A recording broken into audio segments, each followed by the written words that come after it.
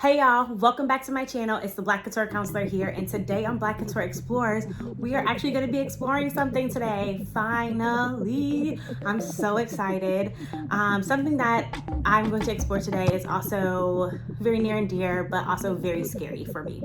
I am going to take y'all along on my journey of getting vaccinated. And today I just made the impromptu decision to get vaccinated because it's available.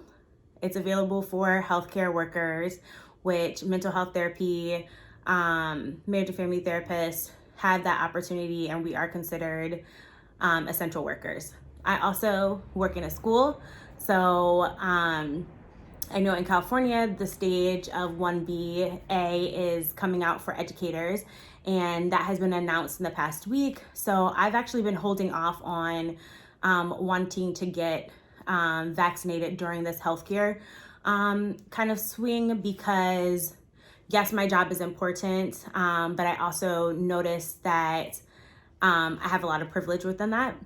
So I decided that I was going to wait until the 1BA little track came in where educators could participate. So right now I am insured by Kaiser. So I made an appointment because the availability is there, but the appointments aren't there for the 1BA. So I am actually going to get my vaccine under the essential worker healthcare portion of that. And what I have to do is I have to show an ID and show my license. So I have my associate marriage and family therapist license. I get to go and show that and show that I work in a school. I've heard from multiple people who have done this, who are in my field and are colleagues of mine, and they haven't had to show any paperwork, so I'm just super interested in this. A big reason why I'm doing this now, besides the fact that the tiers are close together, is that as a Black woman, I think there has been some instilled fear around vaccines, and specifically I would say the flu vaccine, ones that are optional. I think growing up, my parents and my grandparents were like, vaccines, you're gonna get them, there was no say in that. So becoming an adult, I actually got to choose if I wanted to get the flu vaccine or not. I would say in the past 6 years of living in San Francisco, I decided not to. I work around kids. I've had to sign paperwork to say that I opt out. I know with my body and talking to my doctors that I wanted to go an alternative route. So I've done that. But with this last year and coronavirus, I decided that I was going to get the flu shot, and that I worked really close with my doctor around other supplements that I can be taking, like vitamin D, making sure I'm still using my ginger and my turmeric and all of these things that work well for my body to protect myself from this virus, as well as wearing a mask and following the hand washing and social distancing protocols. So a big reason why I wanted to make a video about my process was because I felt like I have talked to people in my family, I've talked to colleagues at work who are Black people, Black women, Black men, and I feel like in my profession, it's kind of just assumed that we're all okay with getting the vaccine. And I've heard a lot of skepticism from people in my community about getting this vaccine. So I just want to acknowledge that skepticism, that fear is real. We know that from many a times in our history where we have either been duped into getting procedures because medical people, pharma, like everything, people are just like, they don't value the Black body, they don't value the Black skin. So it's easy to kind of just force that upon someone. So I wanted to just acknowledge that fear because the fear is definitely ingrained in me, and I don't think it's my initial fear. I do think it's a generational it's a part of my generational makeup, that I have this fear ingrained into my DNA. And as a person who is very much so health conscious, I have done a lot of research. I have talked with my doctor, who is a Black woman, who works in internal medicine, and she works with people who have, asthma and diabetes, and she has done a lot of research as well and helped guide me through my decision process. I've also talked about it in therapy, which I know why it's generationally ingrained into my DNA, as something that I have to work on. So I want to take y'all along because I want the experience to be as open, and I want to, expose as much of myself, because it is such a vulnerable seat to sit in when I hear, my white colleagues saying like, oh, I just got the vaccine, you should do your part. And I'm like, that's easy for you to say, but as a Black woman, like I want to do my part. I want to protect my community. I want to live for a long time, but also I'm sitting in a place of huge fear and distrust. So since the vaccine has been out for a longer period of time, I am very much so trusting of the process. I know that there can be side effects. I know that there can be symptoms. We don't know what the long-term effects of this is, but I do think, and this is from my own personal opinion, that being able to move through spaces without having a vaccine may be difficult. And I say this to say I have traveled. I am well traveled. I've gone to other countries where they require certain vaccines and certain shots before you can even enter into their country. And it's not something that the US is like, you need to get, because there's no value in that piece. But when you travel to another country, you have to get a list of vaccines. I just wanted to show you all my vaccine card. It's from the World Health Organization card. CDC, all of that stuff. It's something that you have to carry with you. I usually keep it in my passport.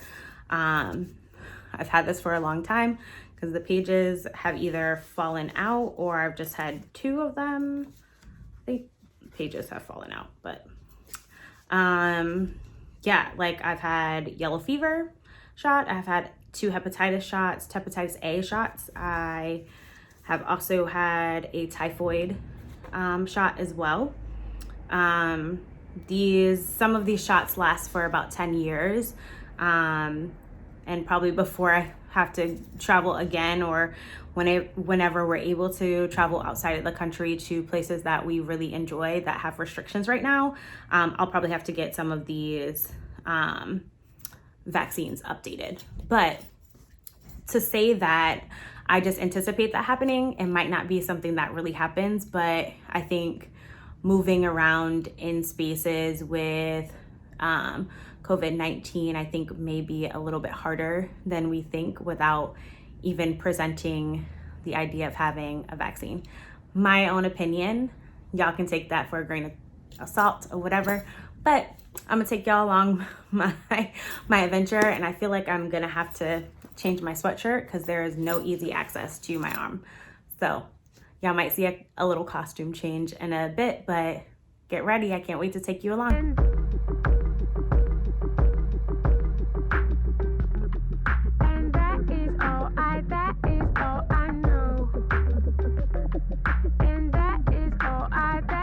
Hey guys, so I am inside waiting after registering to get the vaccine.